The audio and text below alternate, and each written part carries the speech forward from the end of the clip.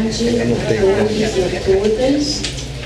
Eu sou Gilda, sou diretora do Instituto Interdisciplinar de Leitura e nós temos a grata satisfação dessa parceria já de um ano, né, caminhando para o seu segundo ano com o Departamento de Direito, nessa série de mesas redondas, debatendo literatura e direito, direito através da literatura, a literatura através do direito. Então, esse diálogo possível e importante para nós. Nessa edição, a gente também tem a alegria de ter a parceria da Associação dos Antigos Alunos, com a Suzana, que está ali. Enfim, agradecer a presença de todos vocês nesse dia chuvoso, né, esse dia complicado para todo mundo, mas que bom que estamos aqui. Então, hoje a gente vai fazer uma conversa sobre o conto O Crime do Lord Arthur Savile, um conto do escritor Oscar Wilde, que se presta bem a essa intenção nossa de colocar em conversa literatura e direito. E vamos ter como apresentadores, né, e como debatedores a Denise Ramalho, que é nossa pesquisadora lá do Instituto. Ela é doutora em Letras pela PUC, já pesquisa conosco há algum tempo, né? Pesquisadora do Grupo de Estudos de Literatura Infantil e Juvenil, da Cátedra Unesco de Leitura. E teremos também o professor Adolfo Borges, que é procurador de Justiça do Ministério Público do Estado do Rio e é professor de Direito aqui na PUC. Ele leciona Direito Eleitoral e tem sido nosso grande amigo e nosso grande instigador, né, nesse diálogo com o direito. A professora Vitória Amália, que também estaria conosco, ela teve um imprevisto e não vai poder estar. Então, teremos só Denise e o professor Adolfo, e acho que a gente vai ser muito bem, vamos ter uma tarde muito bem trabalhada por eles e, enfim, vai ser muito proveitoso. Então, eu vou dar início aqui, acho que a Denise vai começar fazendo um resumo do conto, não é isso, Denise? Você começa? Então, Denise vai começar e depois a gente passa a palavra para o Adolfo e depois a gente debate um pouquinho com vocês, tá bom? Bom evento para todos. Bom, boa tarde. Me foi pedido que nesse encontro eu pudesse estar falando um pouco do livro, né, da parte, uma análise literária da obra. Mas eu não vou usar isso porque acho que não é o propósito. Eu vou conversar um pouco com vocês sobre a leitura que eu faço desse conto, que acho que vai ser bastante produtivo depois para a proposta do professor Adolfo. Para aqueles que, por alguma razão, não puderam ter acesso ao conto, a gente preparou um pequeno resumo, então eu vou começar lendo esse resumo e depois conversando um pouquinho com vocês sobre o conto do Oscar Wilde, né? Vamos ver aqui o resumo que a gente preparou para vocês. Então, vamos lá. O Crime do Lord Arthur Savile. A história se passa na Inglaterra, no final do século XIX. Durante uma festa, Lady Windermere apresenta seu quiromante Septimus Podgers aos seus convidados. Ele lê as mãos de diversas pessoas, impressionando a todos pelos detalhes que revelam sobre a vida e a personalidade de cada um. No entanto, ao ler a mão do jovem Lord Arthur Savile, Podgers fica pálido e se recusa a revelar o que vira. Após ser pressionado, em particular, por Lord Arthur, que lhe oferece pagamento, Podgers confessa que vira que ele cometeria um assassinato em breve.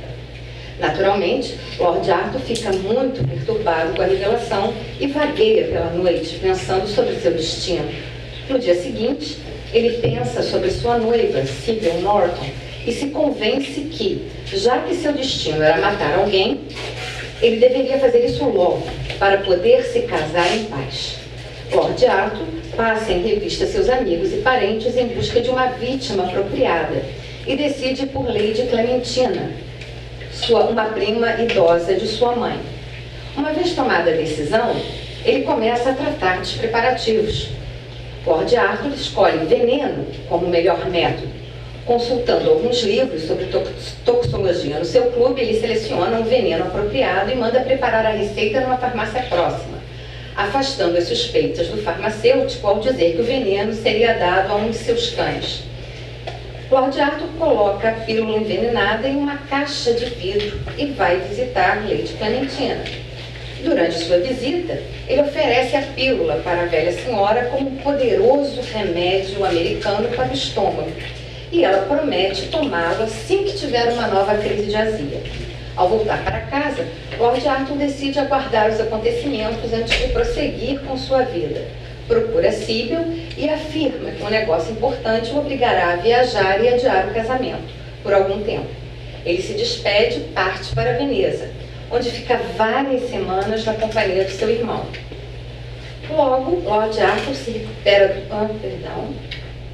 na companhia do seu irmão. Falta um pedacinho aqui do resumo. O que acontece é que a tia Clementina morre, mas quando o Lord Arthur vai à casa dela, ele descobre que ela jamais havia tomado o remédio, o veneno. Portanto, ela realmente morreu de causas naturais. Isso é um choque para ele, porque os planos dele foram por água abaixo e ele recomeça a planejar uma nova morte. Ele adia novamente o casamento para desespero da família e escolhe seu tio, o Dião de Chichester, como sua nova vítima. Decide usar explosivos dessa vez. Encomenda um relógio com uma bomba, um anarquista alemão, que providencia a entrega e o ajuste da bomba para a data e horário desejados. Passam-se alguns dias e nada acontece. Lord Arthur acaba recebendo uma carta da prima, que conta sobre o relógio recebido e como ele faz pequenas e inofensivas explosões um tanto divertidas. Fracassando pela segunda vez, Lord Arthur desiste de preparar assassinatos e vai passear à beira do Thames à noite. De repente, ele encontra Podgers, o quiromante. No impulso, Lord Arthur agarra o homem e o arremessa no rio, onde ele desaparece. Dias mais tarde, os jornais noticiam o suicídio do quiromante. Aliviado, Lord Arthur se casa com Sibyl. A história termina com Lord, anos depois, dizendo a Lady Windermere que deve tudo à quiromancia, especialmente seu amor, Sibyl. Esse é um pequeno resumo da história, né, da qual a gente vai falar agora. Eu, antes de começar a falar do livro, queria pedir licença a vocês para fazer uma pequena reflexão do encontro. Por que literatura e direito? Né? Por que esse encontro, que parece tão improvável?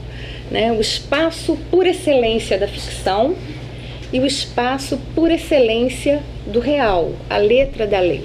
Aonde esses dois polos se encontram, convergem e podem estar juntos no encontro. A convergência parece uma resposta simplista, mas é bastante complexa. Essa convergência se dá no humano, no impulso humano, na nossa humanidade. Direito e literatura são produtos da cultura, são produtos de um conjunto de valores, de um conjunto de pensamentos e sempre baseados nas expectativas humanas, na sua realidade, no seu sonho, na sua fantasia, no seu desejo de conforto, de mediação dos seus conflitos. Se a gente olhar bem lá para trás, para as primeiras civilizações, a ficção e a lei sempre andaram juntas. Nas sociedades primitivas, os deuses eram legitimados pelas narrativas, pela palavra que os descrevia, que descrevia a sua origem, né?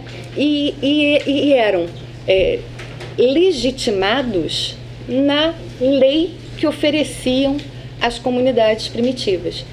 A lei era divina, então a gente sempre andou muito casadinho. Grécia e Roma Antiga, que é a base do nosso direito, o direito brasileiro, o professor Adolfo sabe disso melhor do que eu, ele tem a sua tradição no direito greco-romano. Era um direito baseado nos usos, nos costumes, portanto nos valores sociais. A literatura especialmente na Grécia, com os textos de teatro e com a poesia, ela era o registro da história daquele povo, e o teatro era o meio, era a própria catarse da comunidade, era o meio também de mediação de conflitos da comunidade. O próprio legislador, ele está inserido na cultura. Ele não se forma do nada, nem se forma só pelo conhecimento da lei pura e simples. É preciso que advogados, legisladores, juízes, todos aqueles que se envolvem na esfera do direito tenham a sensibilidade para o humano, para a conjuntura social, para o clamor social.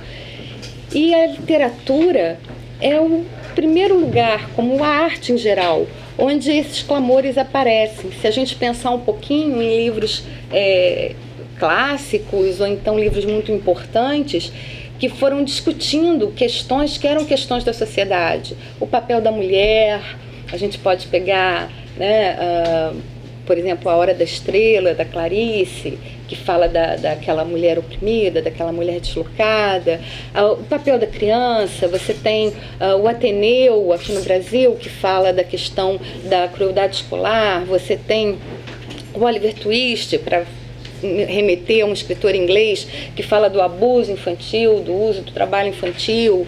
Você tem a literatura mostrando, inclusive, coisas que estavam fora da lei e hoje estão dentro da lei.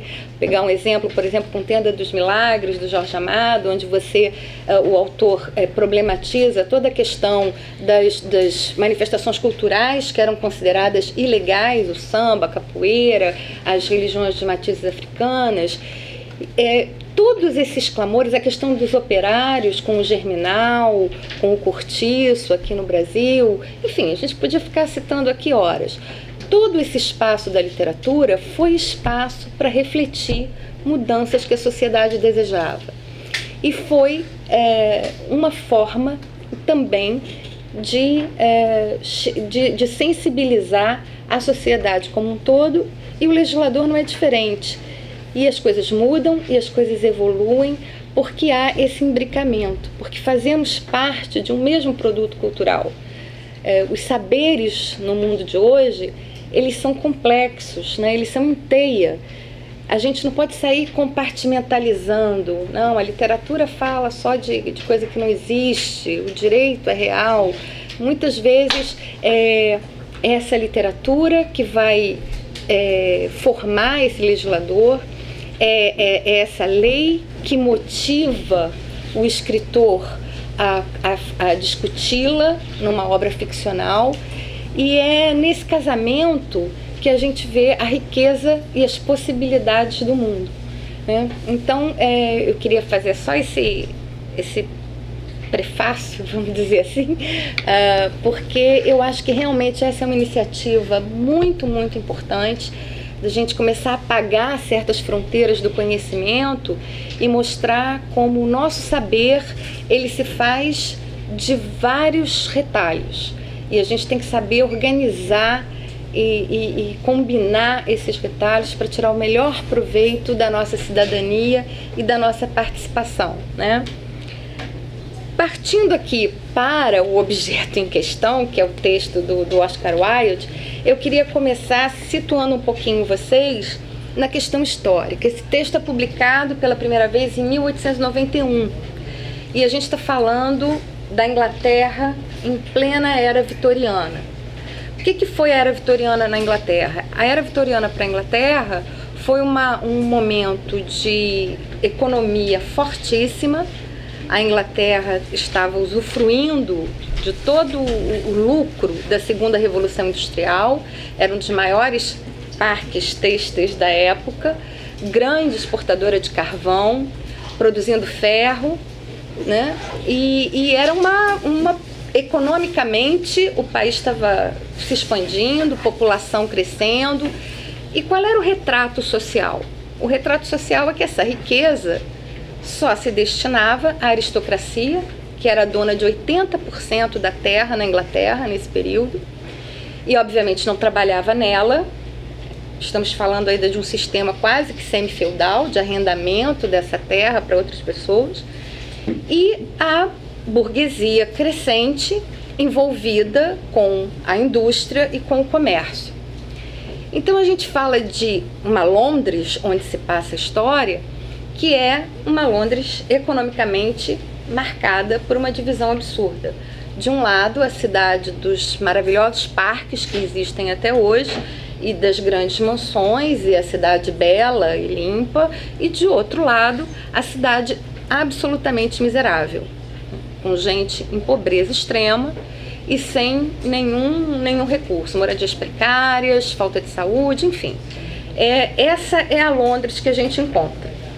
No panorama da ordem moral, ética, a gente tem um período de extrema rigidez mesmo. Para vocês terem uma ideia,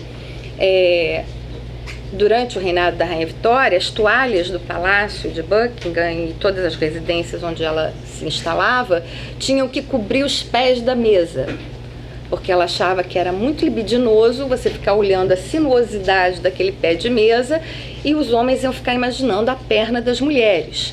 Então era nesse nível que o conservadorismo da sociedade impingia a convivência, regras extremamente rígidas de moral e de conduta.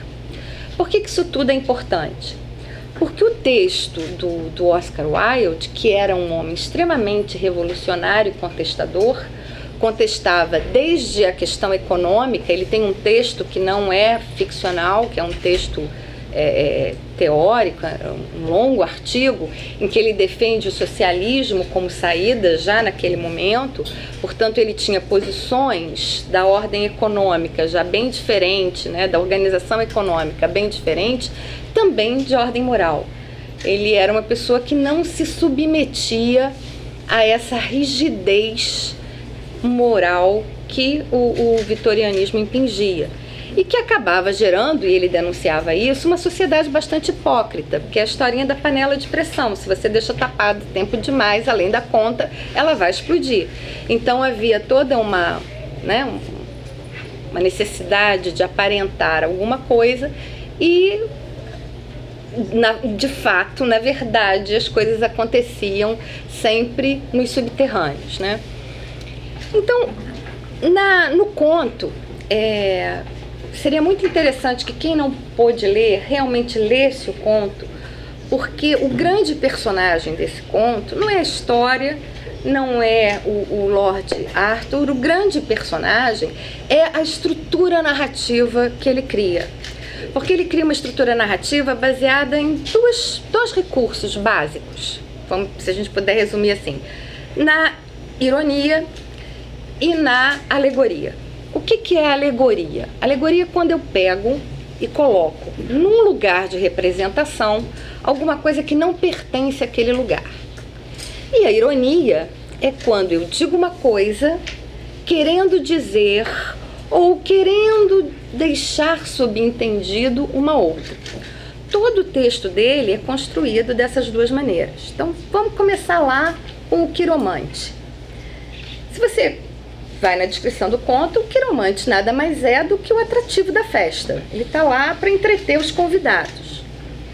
Só que, na estrutura da narrativa, que papel esse quiromante passa a ter? Ele passa a ter o papel da ordem, do poder. Ele sabe alguma coisa que Lord Arthur não sabe e não pode saber. Lord Arthur não sabe ler a mão dele, não sabe o que o destino lhe reserva. Então, o lugar de representação desse quiromante dentro da narrativa é o do poder.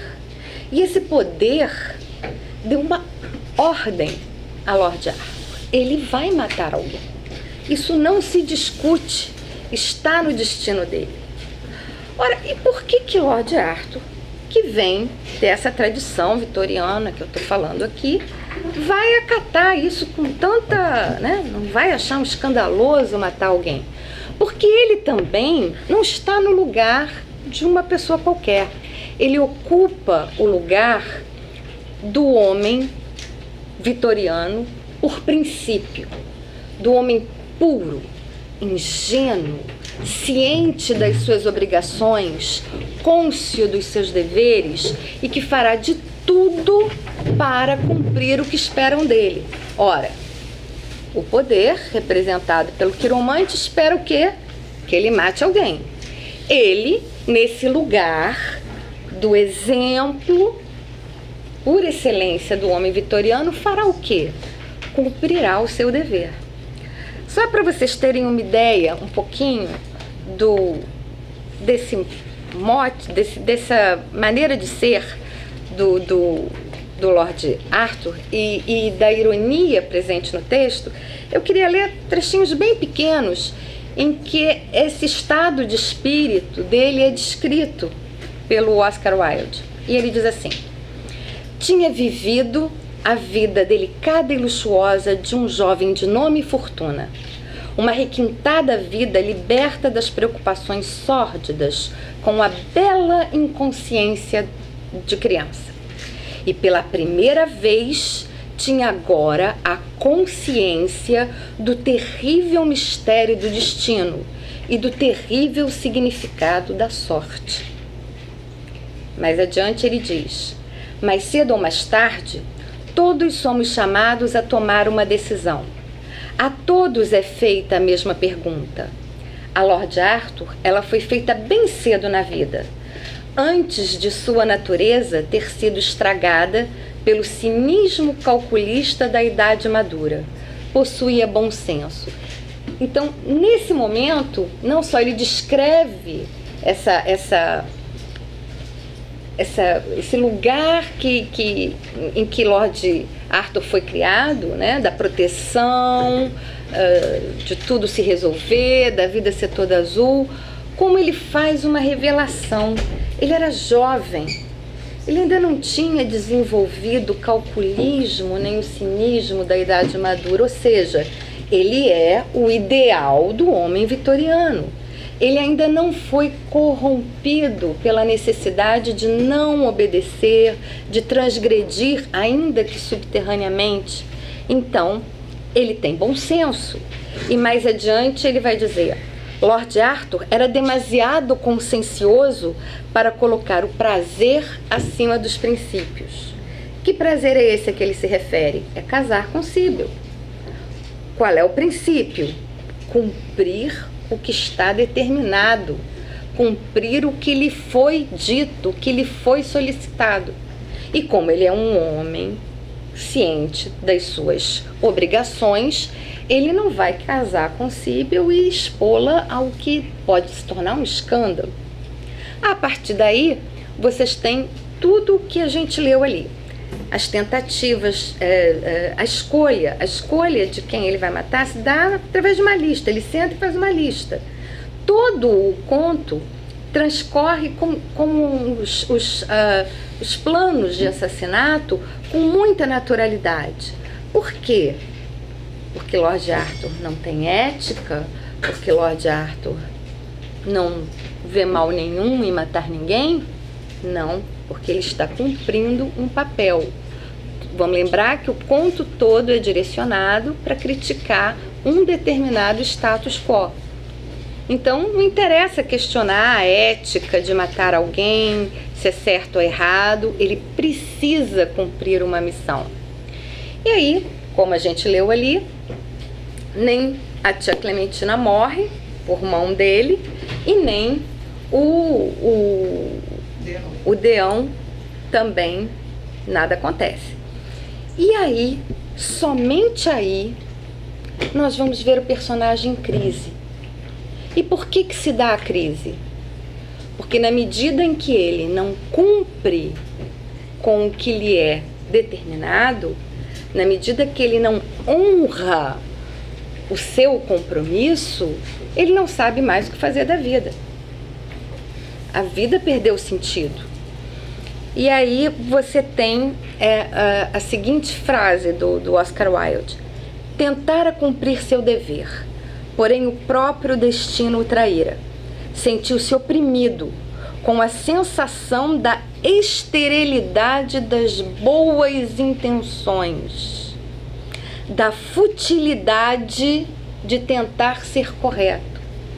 Vejam o peso que o autor dá a esse lugar em que ele coloca o Lord Arthur como uma figura de representação.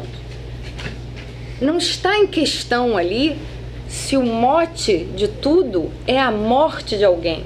A questão é, eu tinha um dever para cumprir, eu tinha uma obrigação para cumprir. Então veja como através disso ele cria um jogo irônico em que o valor da vida humana é menor do que o compromisso com um código moral vigente. E aí vem a saída surpreendente. Nesse estado de espírito, ele está passeando à beira do Tâmisa e se surpreende ao ver o quiromante, o Sr. Podgers, debruçado sobre o Tâmisa, na murada. Ele não pensa, ele age, passa a mão nas pernas do homem e o atira. E fica olhando. E o vê submergir, e vê o chapéu submergir. Nesse momento a gente pode dizer, talvez, então foi um ato de transgressão. Se o Sr. Podgers está no lugar do poder, e se a solução que ele dá é romper com o poder, temos um ato de transgressão? Poderíamos ter. Mas aí entra em cena a ironia, que vai tomar conta do texto até o final. Nesse momento que ele está lá debruçado, olhando para ter certeza que o homenzinho desapareceu, um guarda se aproxima, vê um cavalheiro, pergunta, o senhor deixou cair alguma coisa? E qual é a resposta de Lord Arthur no texto? Isso é literal. Nada de importante. Nesse momento, dentro da construção que o Oscar Wilde nos propõe, esse homem sai, Lord Arthur sai desse lugar do ideal puro homem vitoriano e é tocado pelo tal cinismo, pelo tal egoísmo. Ele cortou o mal pela raiz, ele cortou o que lhe incomodava. Não lhe interessa mais a figura de poder, aquilo que aquele homem sabia e determinou a ele fazer. Não interessa mais o cumprimento do dever, interessa resolver a minha vida. Ele já passou pela sensação da esterilidade das boas intenções. As boas intenções não serão recompensadas. Então eu vou cuidar da minha vida. Dali ele vai para casa e, como era de se esperar, porque tudo isso na estrutura narrativa é algo que nos é dado a ler, mas o personagem tem a sua coerência e isso não acontece assim, então ele passa por uns dias de angústia, de medo, mas o medo é que Podgers bata na porta dele. Ele tem medo que o poder volte para lhe cobrar alguma coisa, para lhe cobrar um mal feito. Mas aí vem a notícia no jornal de que tudo foi apurado como um suicídio. Então ele definitivamente faz a passagem para o verdadeiro homem vitoriano, aquele calculista, egoísta, que o próprio autor havia citado lá em cima como o símbolo dessa sociedade quando ela amadurece. E aí ele vai tratar o casamento com Sibyl e vai viver muito feliz com ela. E você tem o desfecho anos depois, quando a mesma aristocrata que lhe apresentou o quiromante vai visitá-lo e começa a falar mal do homenzinho. Era um impostor. O que é mais uma casca no texto? Teria tudo isso realmente se dado? Toda esta revolução na vida deste homem, todo esse embate ético entre ser um homem ideal e ser o homem possível por conta de um embuste? Mas como o nosso Lord Arthur hoje está rendido a essa sociedade onde o importante é manter as aparências, a reação dele é muito simples, é defender o quiromante dizendo que a quiromancia lhe deu tudo que tem, toda a felicidade no amor da sua bela Sibyl. Então, na verdade, é uma joia, o conto é uma joia no trabalho, com a ironia, com a alegoria, com esse embate, e ao mesmo tempo, quando a gente tem a oportunidade de estar dentro do texto, eu dei aqui alguns pedacinhos para vocês se deliciarem aqui do texto em si, a gente tem uma narrativa, para aqueles de vocês que conhecem, que leem, muito próxima, por exemplo, ao estilo do Machado de Assis. Você fica o tempo todo assim, ele é mau de verdade? Ele é indiferente a tudo isso de verdade? Ou ele é a representação desse homem sempre dividido entre cumprir a obrigação, aquilo que é certo, aquilo que é correto, e atender aos seus impulsos mais verdadeiros? Né? Quais são os impulsos verdadeiros do Lord Arthur? Eles estão, por um lado, ele é aquele jovem de coração puro que está descrito ali, mas por outro ele é capaz de jogar o homem pela murada do Tâmisa para resolver um problema. Então é muito interessante você ver essa construção, tendo como pano de fundo essa crítica, que é a leitura que eu fui fazendo para vocês, mas a gente também tem uma leitura muito mais profunda, que é a leitura humana desse personagem. Quer dizer, que tantas forças são essas que podem atuar sobre nós, que nos levem a, em momentos da nossa vida, caminharmos por outros caminhos. Lord Arthur, de alguma forma, também representa esse ser humano que se vê sob o alvo de várias forças e tendo que responder a elas de alguma maneira, ao meio social, ao destino, não é? Porque ele tem isso para ele é forte, isso é o que o destino espera de mim, ao amor que ele quer corresponder. Então é uma obra rica, é um conto rico. Eu escolhi uma faceta dele para apresentar para vocês, para deixar vocês um pouco instigados com essa figura do nosso Lord Arthur. E eu queria, para finalizar, e também para provocar vocês, deixar uma frase do próprio Oscar Wilde, não é dessa obra, é uma frase dele, que ele cita em algum momento, em que ele diz o seguinte: a vida é muito importante para ser levada a sério. Muito obrigada. Muito bom.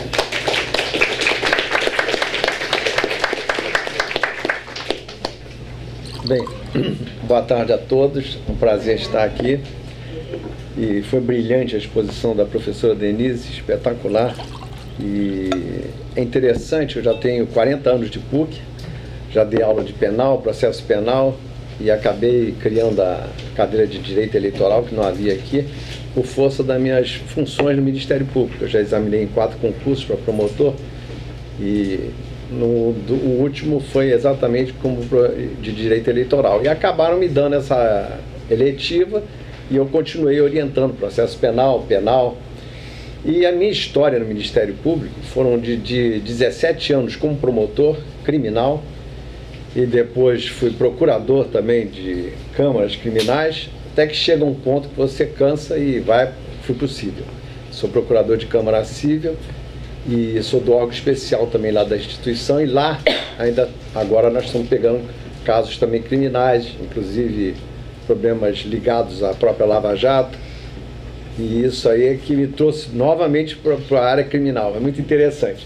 E aqui na PUC, quando eu dava direito penal, anos atrás, me veio à cabeça exatamente essa questão do direito e literatura. Eu disse assim, eu vou ilustrar melhor essas aulas de penal, e peguei o que? Eu conto A Cartomante, do Machado de Assis.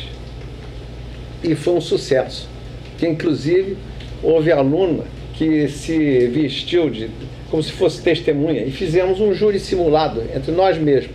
Aí escolhi um para ser promotor, a outra defensora pública, enfim, e acabamos julgando o Vilela, né? O autor daquilo. Fantástico. Aí, bom, passa-se o tempo e voltamos a fazer A Cartomante, isso no ano passado aqui na PUC, e com 2 alunos.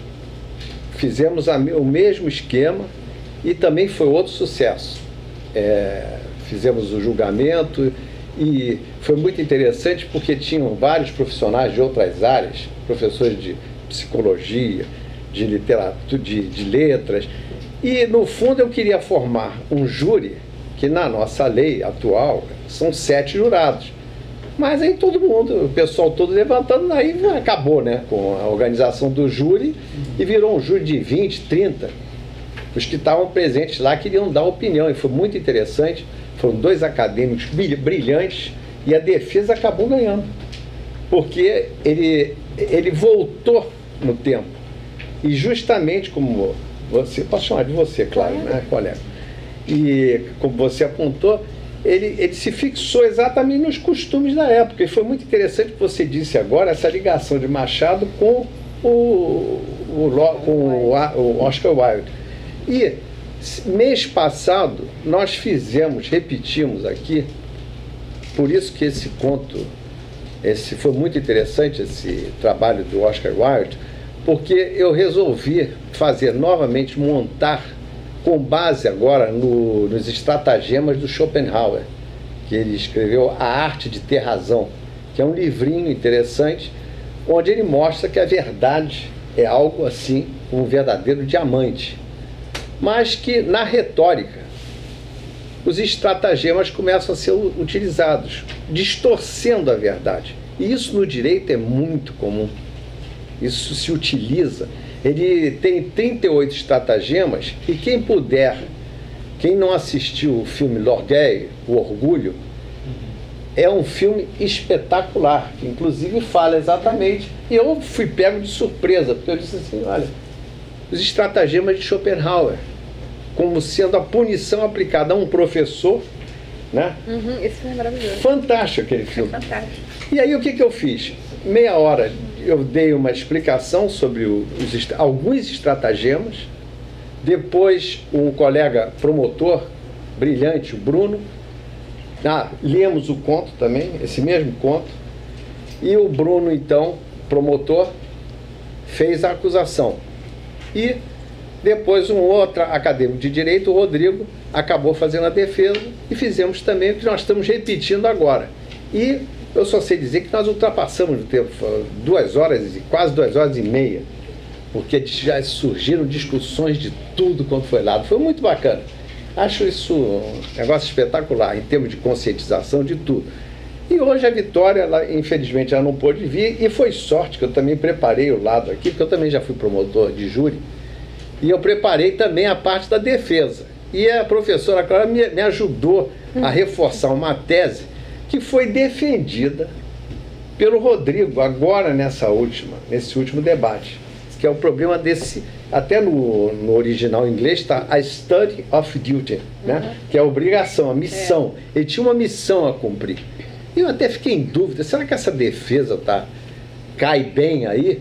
E eu vou mostrar o porquê. E eu estou com a responsabilidade agora de expor, e vou fazer isso como um verdadeiro membro do Ministério Público, que há uma ideia de que o Ministério Público é o carrasco mor da sociedade. E não existe isso. Nós temos as garantias da magistratura e o nosso dever é buscar a justiça, é buscar a verdade, que a gente chama hoje de verdade processual. Eu diria até que no meu tempo de justiça criminal, eu talvez arquivei mais do que denunciei e pedi muitas absolvições, só para fazer só para dar uma ideia a vocês do poder dessa instituição. Tanto é que ela tem na França até uma dicotomia interessante, é o magistrado de pé e o magistrado sentado. O magistrado de pé, para não ser pedante, eu estou falando em português, o magistrado de pé é o procurador de justiça, é o Ministério Público. Por quê? Porque a figura que vai buscar as provas, é a figura dinâmica, mas que tem também o papel de julgador daquelas provas que ele coletou antes de dar início à ação. Ele só vai dar início à ação quando você tiver justa causa, ou seja, elementos mínimos indispensáveis a dar início a uma ação penal. Senão você arquiva. E o magistrado sentado, que é o juiz, fica aguardando aquilo que o Ministério Público entrega a ele. E aí vai dar a decisão final, aquele processo, enfim. Então, nesse momento, eu me sinto também confortável, até para visualizar esse conto e mostrar a vocês o que a acusação faz, no caso, e, ao mesmo tempo, o que você pode pensar em termos de defesa. E até pediria ao Elber, já, porque eu não vou, senão nós não terminamos aqui, que eu vou também falar pela vitória, né? Então, de qualquer forma, eu só quero dar mostrar a vocês que, como membro do MP, nós temos o dever da verdade. Isso aí é fundamental, justiça. Se você em vários casos aqui eu poderia contar, até para ter um caso assim muito interessante, e eu faço questão de narrar isso aqui porque eu sempre, quase em todas as palestras, eu era promotor substituto, Sérgio Cavalieri era juiz substituto, são os nomes das testemunhas, juiz mesmo, nós trabalhamos juntos lá atrás, e Liste Vieira, que já foi deputado do Partido Verde, presidente do Jardim Botânico, era o defensor público. Recém-chegado, inclusive, do exílio, fez concurso. Então, aconteceu o seguinte episódio. E eu mostrei isso, e alguém da plateia me perguntou: e o estratagema de Schopenhauer, qual deles foi utilizado aí? Eu disse assim: vou pesquisar, porque está complicado dizer. E vocês vão entender por quê. Cheguei, eu ainda estava lá novo, Sérgio também novo, Liste também. Então, audiência cheia. Um rapaz de 18 anos, recém-chegado de uma cidade do interior, assim, bem humilde, ele tinha sido pego com uma trouxinha de maconha. Ele tinha acabado de comprar, no buraco quente da Mangueira, uma trouxinha de maconha. Prenderam, e aí, na época, era o artigo 281, que não distinguia traficante de usuário. E a pena mínima era a mesma, 1 ano. Quando esse rapaz foi apresentado, os policiais o trouxeram, a nossa presença lá, aquela solenidade toda de uma audiência, eu e o Sérgio olhamos para ele, que o promotor fica aqui, ao lado do juiz. Aí, olhamos assim: caramba, esse parece uma criança, já está 20 dias preso. Aí eu fiquei comentando assim, olha, aí eu olhei para o processo e ele disse: mas ele confessou com o outro juiz que estava antes do Sérgio assumir. Eu também estava substituindo, promotor substituto e juiz substituto fica se rodando, né? Substituindo, depois é que você se torna titular. Aí disse: puxa, eu falei com o Sérgio, eu acho que é uma covardia. E ele também disse: também, mas o que a gente vai fazer? E o Liste lá, nem nos conhecia direito.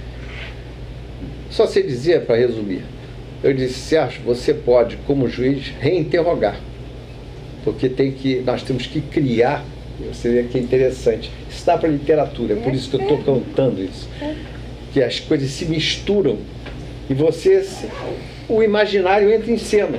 E aí eu peguei e disse assim: tem uma ideia, você reinterroga, por favor, para me dar a base aqui, para eu dizer que eu estou diante da dúvida, que ele confessou tudo, os policiais são uníssonos. Então, aí, mas a gente tem que fazer o seguinte: suspende a audiência agora e vamos o Liste, ele vai ser conduzido lá para a sala do Liste. Aí chamamos o Liste lá e combinamos tudo.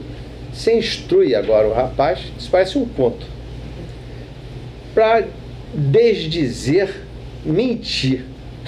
Essa é a verdade. O que ele disse no primeiro interrogatório, dizer que não estava em poder, não tinha em seu poder a tal da trouxinha de maconha. E não vamos prejudicar ninguém, policial, nada disso. Só queremos estabelecer a dúvida, porque em dúbio pro réu.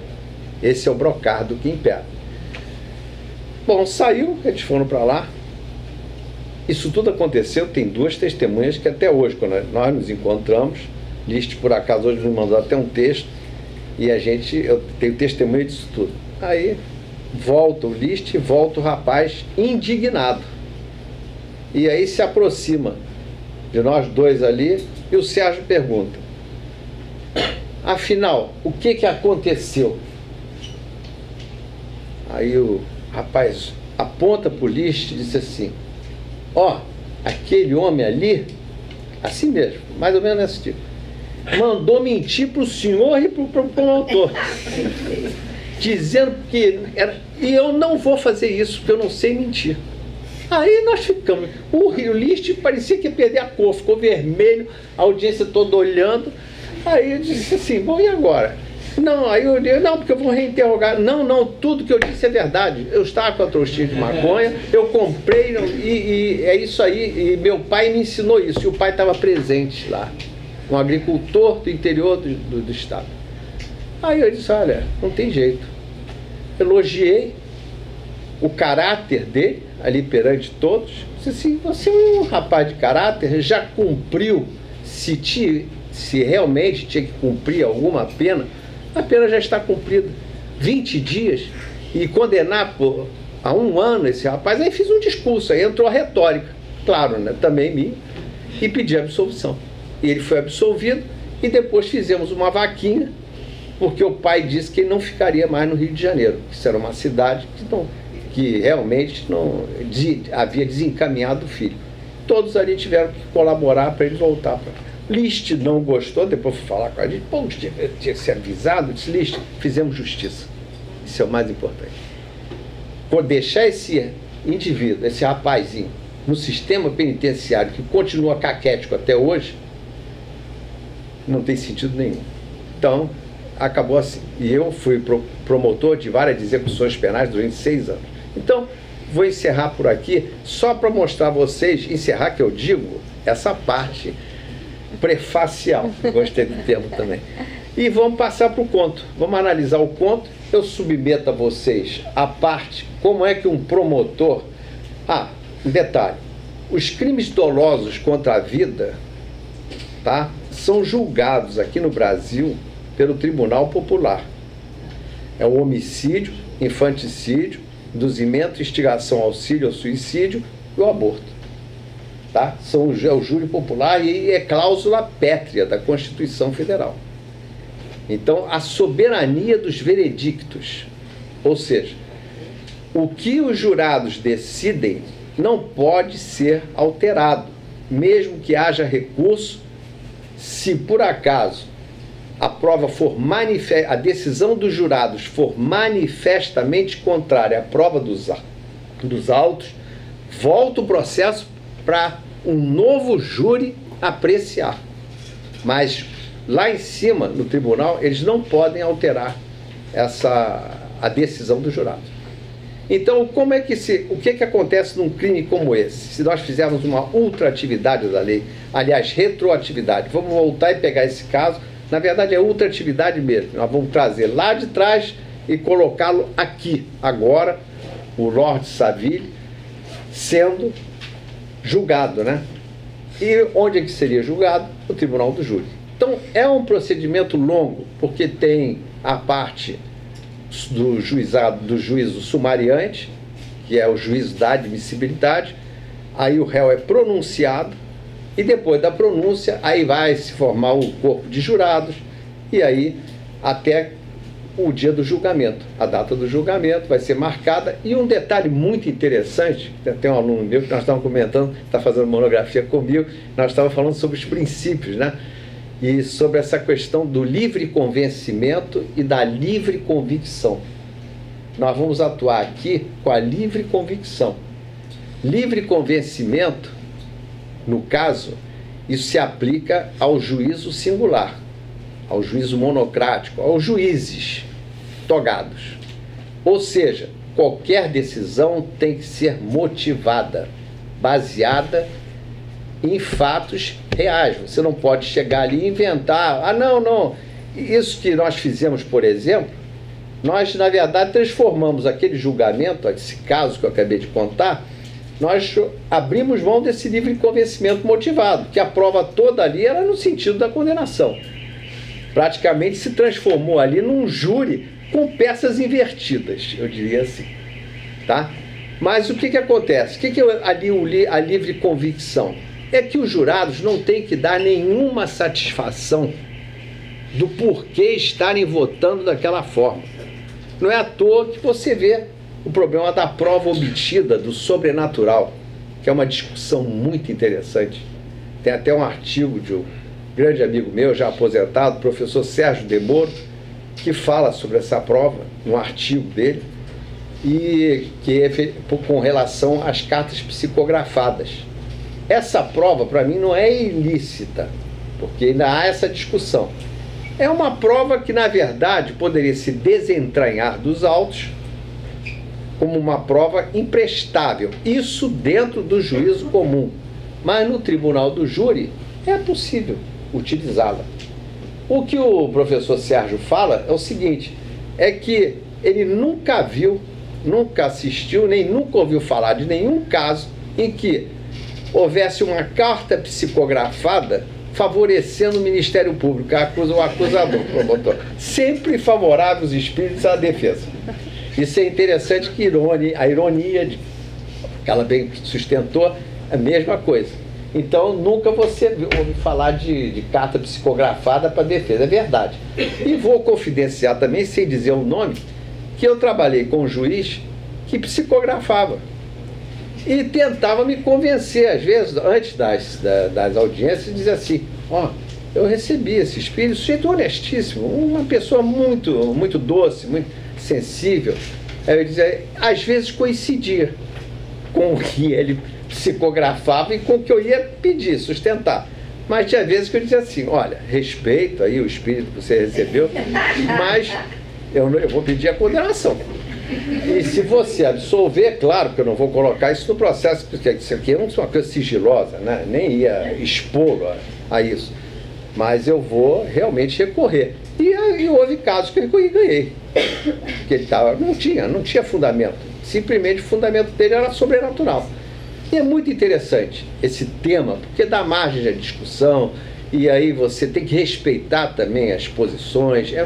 Até teve um filme do Chico Xavier que parece que o Tony Ramos fazia o papel de uma dessas, não é isso? Um pai cujo filho for assassinado e que, através de uma carta psicografada, ficou claro que o assassinato não havia sido doloso, mas sim culposo. Foi alguma coisa. Eram dois amigos. Dois amigos. Eles estavam brincando de roleta russa. E aí ele diz, não, era uma brincadeira só. Bom, foi bom você me esclarecer, exatamente, que eu não me lembrava mais desse detalhe, mas é isso aí. Então, no júri, isso é possível. Como no júri é possível a legítima defesa da honra também, que já está ultrapassado, mas pode ser alegado. Aí veio o caso, por exemplo, do Vilela, lá da cartomante. Né? Então, por isso que é essa mistura. Então, nós agora vamos começar a projetar o meu... Que bom que eu preparei também os artigos aqui com relação ao Código Penal, e depois vocês vão ser os julgadores aí. A responsabilidade é grande. Vai ser culpado ou inocente, eles vão decidir. Né? Quem vai decidir no final são vocês aí, tá? Mas é interessante. Vejam bem como é que você faria num caso como esse, porque, outro detalhe, mais um detalhe técnico. Num caso como esse, ainda que haja alguma possibilidade, e foi muito bem colocado pela professora Denise, a questão aqui, se a gente remontar ao conservadorismo e aquela ordem que ele recebeu, né? Cumprir uma missão, dever para cumprir. Ele tinha um dever a cumprir, e tem um detalhe muito interessante. Você poderia argumentar de pronto como a questão da coação irresistível. Coação, olha só, o artigo 22 do Código Penal diz assim: se o fato é cometido sob coação irresistível ou em estrita obediência à ordem, não manifestamente ilegal, de superior hierárquico, só é punível o autor da coação ou da ordem. Então, olha só, quem deu essa ordem? Quem é que figurava ali como a ordem? E eu já estou adiantando, antecipando o argumento de defesa. Isso foi um argumento, inclusive, utilizado pelo Rodrigo, como nós falamos lá naquela palestra de Schopenhauer. Então, exatamente isso, uma coação irresistível, moral irresistível. Pode entrar em cena se nós remontarmos a essa época vitoriana, esse conservadorismo, essa obrigação Ele ficou ali voltado para cumprir aquela obrigação de qualquer maneira, custasse o que custasse. É isso aí. Então vamos lá. Artigos do Código Penal Brasileiro. Agora, nesse momento, nós não podemos entrar como promotor, por exemplo. Ele recebe os autos, está vendo aquilo tudo, examina o inquérito, vê se precisa devolver a delegacia para cumprir diligências. Estando tudo pronto, ele tem ali a prova da autoria, da materialidade do delito, e agora, o que ele faz? Ele aplica o seguinte procardo: indúbio pro societate, em dúvida pela sociedade. Nesse momento, só no final é que ele pode chegar à conclusão de que a dúvida assumiu um caráter tão forte que ele vai ter que aplicar um indúbio pro réu. Mas agora, no início, até mesmo para dar a chance de você examinar todo esse quadro probatório e chegar a essa conclusão. Então é muito interessante, por isso que nós vamos lá. Elber, está aqui, ó. O primeiro delito é o medicamento fornecido à lei de Clementine, né? No caso aí você tem o tipo penal, é o 121, que diz matar alguém, reclusão de 6 a 20 anos, homicídio qualificado. Se é cometido por motivo fútil, é fútil. Dentro da nossa visão aqui, o motivo é fútil. Com emprego de veneno, fogo, explosivo, asfixia, tortura ou outro meio insidioso ou cruel, resultar perigo comum, reclusão de 12 a 30 anos. Mas, aqui no caso, você está diante você está diante da tentativa de homicídio. Então, é o 121, parágrafo, combinado com o artigo 14, inciso 2. O crime é tentado quando iniciada a execução não se consuma por circunstâncias alheias à vontade do agente. Foi o caso. Ela não tomou o medicamento, inclusive ela criticava o americano, né? Ela não gostava do americano, que era uma invenção de americano, enfim. Então tá aqui. Saúde, a polícia tentativa, ó, com a pena correspondente ao crime continuado, aí você vai diminuir de 1 a 2/3. Então esse é o primeiro crime, seria assim classificado. Passando-se por segundo delito, que aí é o envio da bomba, aquela bombinha que começava, é muito interessante ler o conto, inclusive eu tenho o original em inglês, mas aí eu baixei no Kindle, até para poder, mas é enorme. O Kindle custa 89 centavos no Kindle, só para vocês terem ideia que é bem em conta. Pela internet, R$20. Ah, é? Eu comprei esse. Mas no Kindle... Livrinho de bolso que ela comprou. Ah, tá, interessante. Que bom. Olha só, tentativa, quando iniciada, nós já falamos, houve aqui, aí a pergunta que se faz é o seguinte, houve uma tentativa aqui, quando ele enviou essa bomba, que começou a ter pequenas explosões, até engraçadas, e tanto assim que ele recebeu a mensagem, né? Dizendo assim, esse negócio fica dando uns estouros, que coisa engraçada, não sei o quê. É muito estranho. E aquilo foi uma frustração horrível para o Lorde, porque, mais uma vez, ele não conseguiu cumprir a missão dele, né? Mas aqui entra em cena esse de pronto. Certamente, se eu estivesse como promotor ali, eu partiria para essa hipótese. Não se pune a tentativa quando, por ineficácia absoluta do meio ou por absoluta impropriedade do objeto, é impossível consumar-se o crime. Aquela bomba não tinha nenhuma poder. periculosidade. Então, olha aqui, ó, não se pune por ineficácia absoluta do meio. Então pode-se ignorar esse segundo delito aí. Essa é que é com base no crime impossível, tá? E aí veio o terceiro, a morte do quiromante. A morte do quiromante, aí você teria assim, homicídio qualificado. Motivo fútil, a traição de emboscada ou mediante dissimulação ou outro recurso que dificulte ou torne impossível a defesa do ofendido. A pena aqui é de 12 a 30 anos. Bom, vou dando continuidade, passa por favor. Olha só, se o leitor, a defesa, atendo-se à narrativa do texto, isso é muito interessante. Aí é que vem essa questão da participação do leitor, né? E porque no fundo você vai se integrando também ali na... O que você vai ver de pronto? Ali não se fala em justiça, não se fala em cometimento de delito, só se faz naquela narrativa do que efetivamente aconteceu. O que nós estamos falando agora é essa junção que vem automaticamente à nossa mente. Afinal, como é que ficou a punição, né, do Lord Savile? Como ficaria? Como ficaria? Como seria? Porque pela leitura pura, sem dúvida alguma, o leitor interagindo com o autor do texto perceberá que os delitos aconteceram, que obviamente o Sr. Podgers não cometeu suicídio. Que ali não ficou não tem nada ali, ele para ali. Houve o suicídio, não fala em perícia, não fala em nada. Podia falar alguma coisa.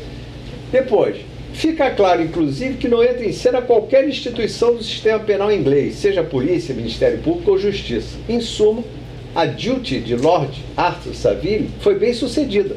E ele mesmo reconhece que o seu casamento deve muito à quiromancia. Se seguirmos à risca o que consta no conto, não há que se falar em cometimento de nenhum crime.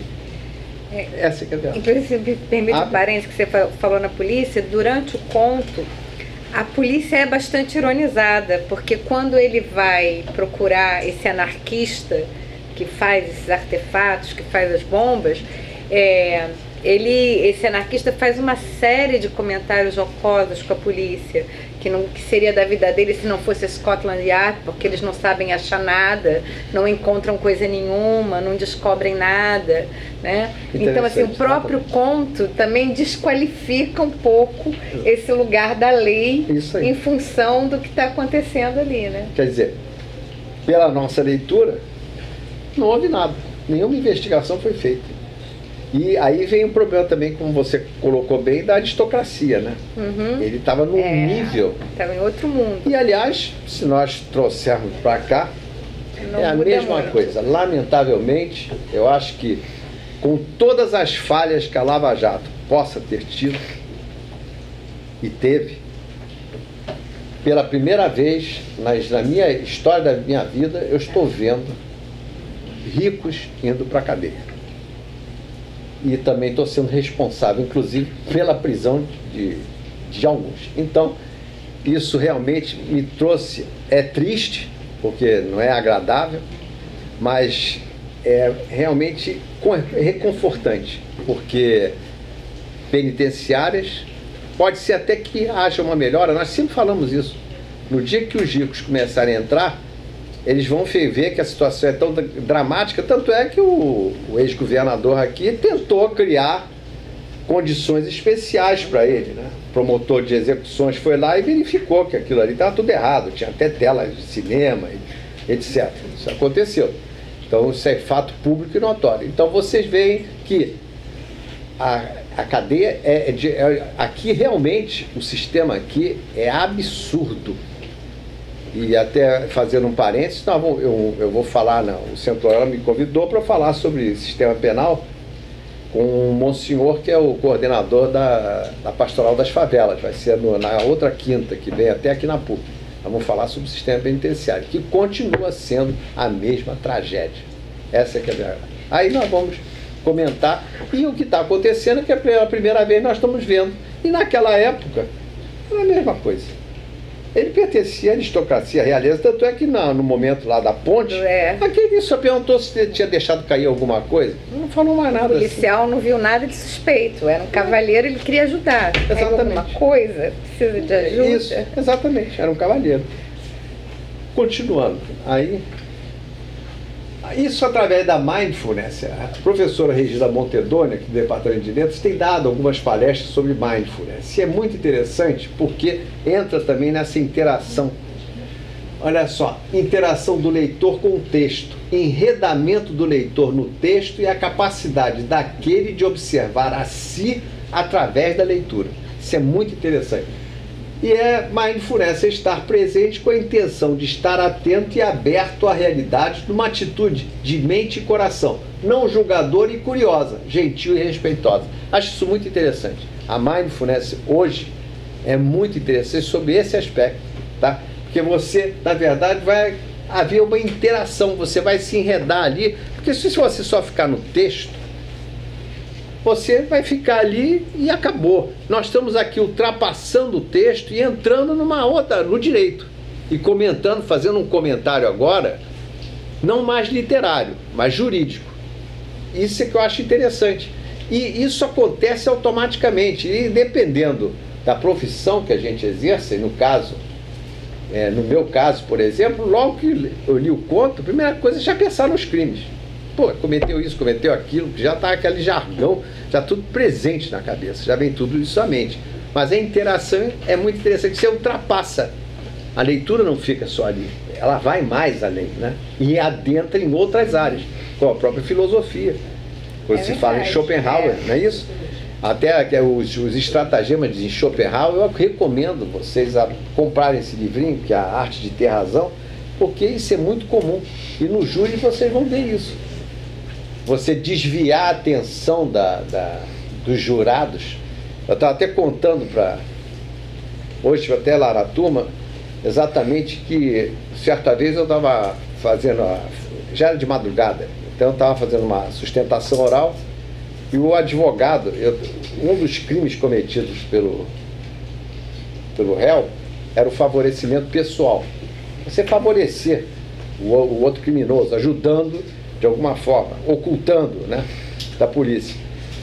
Então eu percebi o seguinte, ele pegou um livro do Nelson Hungria, ele sabia que no meio dos jurados, 4 eram estudantes de direito. E na época, Nelson, e hoje também, Nelson Hungria é um expoente do direito penal. Uma obra enorme, são vários volumes. Então, ele quis impressionar, porque é muito interessante essa questão dos jurados. Hoje existe a psicologia jurídica, a psicologia dos jurados. Como você vai recusar? Você recusa jurados, você pode recusar jurados no momento que eles vão adentrando o recinto. Aí você disse, não, recuso. A defesa tem direito ao número de recusas e a acusação também. E quem já vai vivenciando, o Al Pacino naquele filme, O Advogado do Diabo, mostra isso de forma claríssima. Os especialistas, você acaba se tornando especialista em olhar para aquela pessoa e dizer assim, isso tem cara de condenador, isso tem cara de absolvidor. Absolvidor? Isso está um termo esquisito, mas é isso aí. Mas, de qualquer forma, eu até vou abrir outro parênteses, e dá tempo, porque eu também estou falando pela Vitória, mas uma vez, um crime bárbaro, hediondo mesmo, no júri, eram 4 acusados de haverem matado uma senhora idosa, que havia sido professora dos 4, numa favela aqui do Rio de Janeiro. Eles estavam todos com, enfim, drogados, e isso foi de madrugada. E eles mataram essa senhora e primeiro estupraram e depois, para ocultar o crime, eles mataram por asfixia, colocando bolas de jornal, de papel de jornal, encheram essa senhora, bolas de papel, jornal mesmo. Foi assim que o cadáver foi encontrado. E esse júri já estava indo longe, né? E começou aquela discussão, eram 3 defensores e um advogado. Houve até a tentativa de fazer um acordo. Os defensores públicos, que é possível, sempre houve essa possibilidade no júri, chegaram e disseram o seguinte, para não demorar muito, será que não dá para tirar uma qualificadora?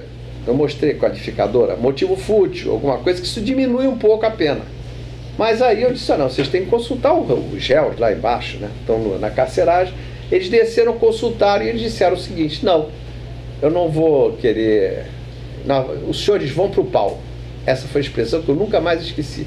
Aí os defensores voltaram, o advogado também, eles disse, vão para o pau. O pau é mesmo abrir. E curioso que já de madrugada estavam os 4 dormindo, já não estavam nem mais interessados no julgamento. Mas tem um detalhe interessante, que é isso que me levou a pensar nesse caso, é que no dia seguinte, já por volta de 1h da tarde, o júri foi 6-1, só um voto a favor da absolvição. Eu não estava nem aí, acabou o júri, cumpri minha missão. Estava mudando a roupa, tirando ali aquelas vestes talares e tal, e de repente bateu na minha porta lá do gabinete. A senhora, quando eu vi, era uma jurada. Aí eu disse, pois não, o que a senhora deseja? Não, eu tinha que falar com o senhor de qualquer maneira. Eu disse, por quê? Porque eu fui a única que votou pela absolvição. Eu disse, não, mas não, a senhora não me deve satisfação. Isso aqui, a sua convicção foi essa e acabou, nem não. Não, mas não é isso não. Aí ela quis me doutrinar, disse assim, a minha igreja não permite que ninguém, que nenhum ser humano condene o outro. Aí eu olhei, me lembrei que eu falei para ela, disse assim, então a senhora não pode mais funcionar aqui. Porque a senhora realmente não pode mais atuar como júri, a não ser porque, se for assim, só no tribunal divino. Aqui o humano não dá. E aí no tribunal divino, e a senhora, por favor, vai me acompanhar, que eu vou com a senhora até o cartório para arriscar seu nome, que a senhora não vai funcionar, porque se 4 de sua seita fizerem parte de um júri, acabou. Ninguém mais é condenado. Aí tem que mandar lá para cima. Né? Aí não tem sentido. Mas você vê como é curioso. Aí dá isso tudo, dá margem a quê? Literatura. Você escreveu um conto, isso aí, fatos reais. Você vai vivendo. Não é à toa que às vezes vivia também num mundo meio cinematográfico. Você tem a impressão que você está num mundo cinematográfico. É muito interessante. Bom, passando as teses defensivas. Agora eu vou entrar no o que a Vitória poderia falar aqui com vocês, antes da decisão, né, sobre essas teses defensivas. A primeira tese defensiva, eu acho interessante voltar, até com base no que a professora Denise falou, essa questão da obrigação, esse dever a cumprir. Eu colocaria aqui, e vocês reflitam sobre isso, dentro de tudo que a professora colocou, muito bem colocado, é essa questão dessa obrigação que ele tinha, que essa obrigação moral que ele assumiu de efetivamente cumprir aquele desígnio, né? Porque o cartomante é isso mesmo, assumiu o papel quase que de Deus ali, né? O quiromante. O quiromante ali assumiu o papel de Deus. Ele viu ali na mão do indivíduo que efetivamente na vida ele teria que cometer aquele delito. Inclusive ele quis se livrar logo daquilo para poder casar em paz, porque se não cumprisse aquilo, ele não ia poder casar em paz com a Síbil, né? Enfim. Então a primeira questão pode ser colocada: coação irresistível. Se nós pensarmos lá na época vitoriana, na época em que o conto foi escrito, essa é a primeira tese que poderia ser colocada aí como tese defensiva. Coação moral irresistível. Bom, fica claro, o primeiro delito, que no conto que o remédio que o Saville entregou a sua prima era veneno, foi devidamente preparado por farmacêutico, é isso mesmo. Inclusive ele tinha que ter receita, né? Mas o farmacêutico abriu mão da receita em homenagem ao fato de ele ser um lorde. Aí disse, não precisa receita. Ele deu como desculpa que era para o cachorro raivoso. Que ele precisava que era um cachorro que estava raivoso, que tinha que sacrificar. E entregue pessoalmente a quase vítima. Na própria narrativa do autor fica patente um potencial ofensivo do medicamento que, por sorte da quase vítima, acabou não sendo ingerido. Tá? Então, esse primeiro delito seria tentativa de homicídio. E aí, vamos ver o que... O segundo delito, envio da bomba. Crime impossível. Eu tiraria fora isso aqui, ineficácia absoluta do meio empregado. Então essa bomba não tinha nenhum potencial de efetivamente explodir e causar a morte do... Bom, depois o homicídio do quiromante, o Sr. Podgers. Aliás, olha só, entrando na retórica e entrando no Schopenhauer, isso pode ser um dos estratagemas aqui. Isso é comum. Chega e diz assim, a defesa pode argumentar que pode ter havido uma conversa do Sr. Podgers com o Lord Saville, e que nessa conversa o primeiro teria dito que a vida não tinha mais sentido e que resolvera cometer suicídio, rogando por um auxílio. Isso pode.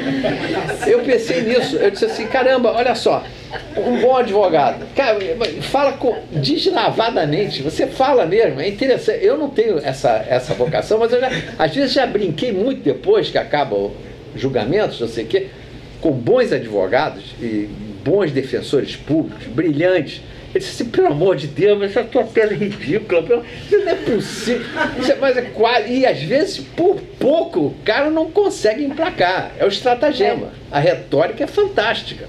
Que você vai e é isso mesmo. Não, imagine, naquele pequeno, foi um momento assim muito curto, mas eu vi que o sujeito me implorou que auxiliasse ele a jogar da ponte, não sei o quê. Aí você vai partir para a perícia e não vai encontrar nada assim de especial que negue aquela... Eu acho curioso, assim, mais uma vez, o que aproxima a literatura do direito. Veja bem, tudo que o professor está dizendo, a leitura do processo, ela se dá por partes diferentes. Tem uma acusação e tem uma defesa, que vão fazer leituras diferentes, que vão usar esses mesmos fatos com outra roupagem, com outra argumentação, criando novos caminhos.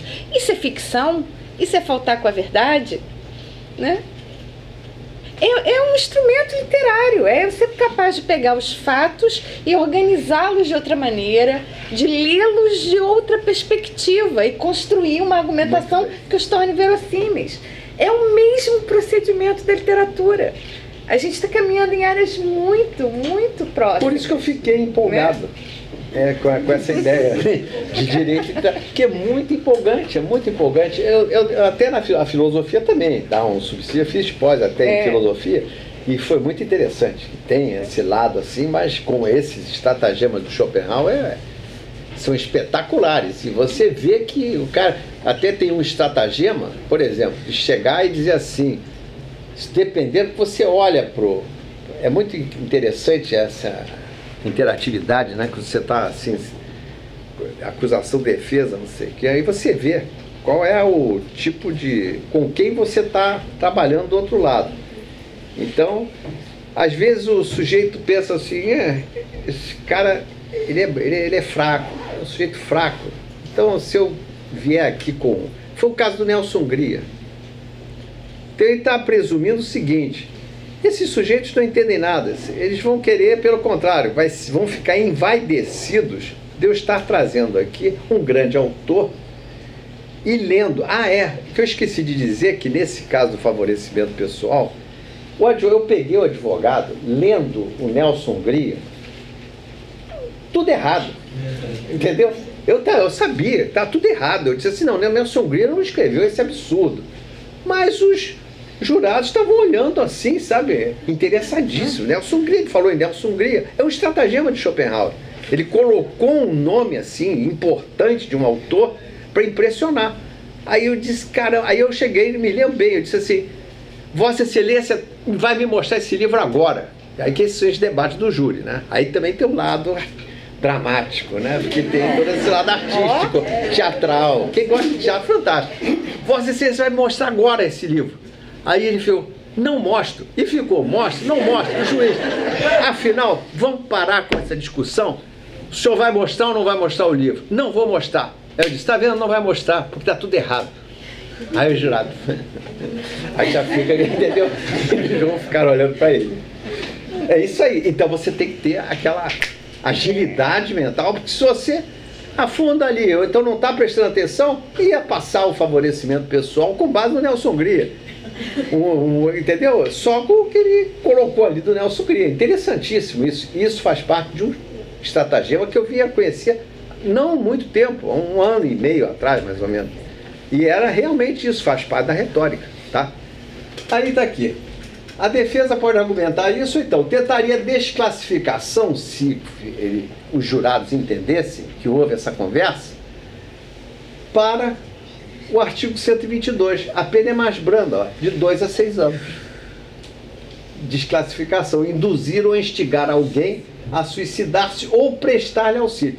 Induzir, quer dizer, induzir, você coloca na mente da pessoa a ideia de suicídio. Você tem que se matar. Essa vida não tem mais sentido, não sei o quê. Tá? A gente tem que pensar que isso tudo é um absurdo, não sei o quê. Enfim. Instigar, a pessoa, a vítima, já tem a ideia do suicídio. Você simplesmente instiga, faz isso mesmo, se mata, pô. O que você vai ficar fazendo aqui? Não tem mais sentido nenhum você permanecer aqui. É triste dizer isso, mas hoje nós estamos vivendo um problema sério, né? De depressão. São casos e mais casos, tragédias mesmo, negócio impressionante. E depois o auxílio, que é isso mesmo. É você emprestar uma escada para o sujeito se enforcar, ou você pegar dar o impulso para ele se jogar para o rio e se afogar ali no Tâmisa. Então, tá aí uma das. Mas depois, aí é que está, tese defensiva principal. Eu não sei, eu pensei muito, mesmo dentro dessa teoria do dever, o que você sente é o seguinte, é que ele se torna um obsessivo compulsivo. Não é verdade? Muito legal. Eu achei isso. Eu pensei, como é que eu ia defender esse cara se eu fosse advogado? Eu ia partir para, na pior das hipóteses, primeiro eu ia tentar ver se estava para aquela pala do suicida, que é o crime principal, né? Depois eu ia pensar nisso aqui. Num todo, se você fizer a defesa da tentativa e do crime consumado, eu ia partir para o transtorno obsessivo compulsivo. E aí você tem a imputabilidade penal inimputáveis. Artigo 26. É isento de pena o agente que, por doença mental ou desenvolvimento mental incompleto ou retardado, era ao tempo da ação ou da omissão inteiramente incapaz de entender o caráter ilícito do fato ou de determinar-se de acordo com esse entendimento. Tá? Isso aí é a inimputabilidade total. Isso aí é reservado muito mais realmente ao indivíduo que entra uma espécie de um delírio, né? Aí você tem muitos casos de a esquizofrenia paranoide, por exemplo, isso é muito comum. Está sendo perseguido, ele tem mania de perseguição e acaba escolhendo alguém como sendo o perseguidor. Então ele vai lá e mata. Mas isso aí tem que ser, realmente, aí ele é submetido a exames, enfim. E é um problema aqui, porque qual é a consequência? Ele é absolvido. Chama-se absolvição imprópria. Por quê? Porque a própria é quando você é absolvido e é liberado. A imprópria, porque na verdade você não vai para a rua, você é internado no manicômio judiciário. E pode ser que não saia nunca mais, como a Madame Satã, que é um exemplo até clássico aqui no Brasil. Vocês não, os jovens nem sabem quem é, mas Madame Satã acabou morrendo no manicômio judiciário. Porque eles teve Alzheimer, né, também. Teve também. 90 anos com Alzheimer. É bom que você é um bom assessor. Né? Eu não sabia, né? Eu só sei dizer que ela não... Eu acho que já não tinha nem mais como. Tem casos assim tão estranhos no sistema. Nós tivemos um caso muito curioso, por exemplo. Essa questão de preso que fica muito tempo na cadeia. Nós temos uma cadeia que agora não sei se está com essa mesma fama. Sítio do Pica-Pau Amarelo. Era o apelido que os presos davam, lá em Niterói. Não sei muito lá. É Sítio do Pica-Pau Amarelo por quê? Porque é um sítio. É como se fosse uma espécie de sítio com locais para trabalho, tinha horta para cuidar, animais. E os presos viviam muito tranquilos. Você vê como é importante a possibilidade de recuperação. Não é que você vá trazê-los para a rua como esse semiaberto aqui, nosso absurdo, que nós temos aqui. Não, você continua lá, tem indivíduos que têm que ficar lá 30 anos e fica, mas numa situação humana, não desumana. Esse é o grande problema. E essa cadeira tão boa, que aí, um dia chegou lá, nós estávamos lá na vara de execuções, aí chegou lá a notícia do diretor ligando, dizendo assim: olha, doutor, o fulano de tal, nós recebemos um alvará de liberdade, não quer sair não, ele quer ficar. Diz que não vai conseguir emprego, não tem mais família, ele quer ficar aqui no Vieira Ferreira Neto, Sítio do Pica-Pau Amarelo. Aí eu falei, o juiz, né? E como é que nós vamos resolver isso? Agora vamos tomar um habeas corpus aqui, nós vamos ser abuso de poder, não sei o quê. Aí chamamos o preso lá, né?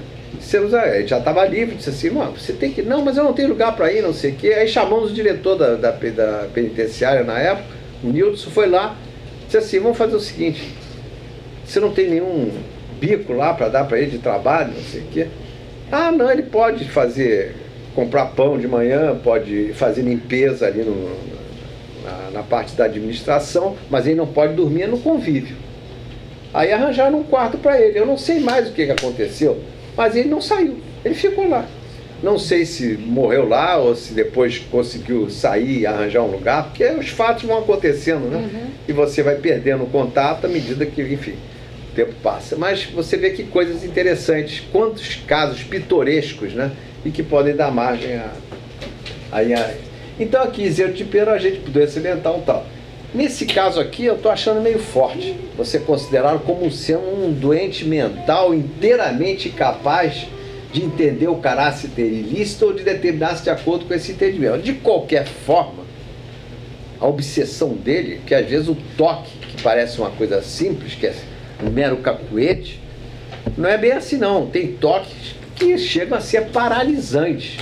O indivíduo chega a um ponto que ele já não consegue mais discernir e fica naquela obsessão, naquela compulsão, tá? Enfim, e às vezes é caso até de internação. Mas tem um outro dispositivo que é a semi-imputabilidade, redução da pena.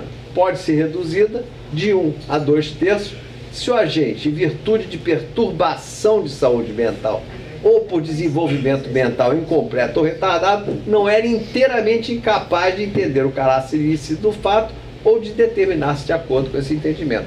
Para finalizar, eu acho que eu falo do Drauzio Varela, que todos conhecem, né? E ele até diz que existem 2 tipos do toque: transtorno obsessivo compulsivo subclínico, as obsessões e rituais se repetem com frequência, mas não atrapalham a vida da pessoa. Então limpa 2 vezes, aquela coisa de checar várias vezes, lavar a mão é o mais comum, né? Mais conhecido. Se tiver psicólogo ou psiquiatra aqui, sabe disso. E o transtorno obsessivo compulsivo propriamente dito, as obsessões persistem até o exercício da compulsão que vai aliviar a ansiedade. Porque ele estava num grau de... só mesmo com a morte que ele iria se libertar para viver. Não via nenhum outro parâmetro. Ele não via nenhum outro parâmetro, não é isso? E aí eu acho que será que tem mais alguma coisa? Não é possível. Acabou, fim da apresentação. Mas então é isso aí. Já gostei daí. Gente, agora vai ficar a critério de vocês aí decidir.